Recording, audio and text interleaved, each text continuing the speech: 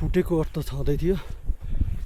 चनामा धेरै पिरो भएछ, जिउरो पनि तातो भयो।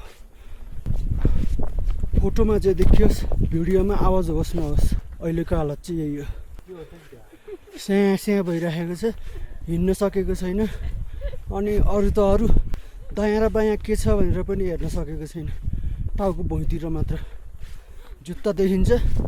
2-4 कदम अगाडि एउटा मान्छे रहेछ।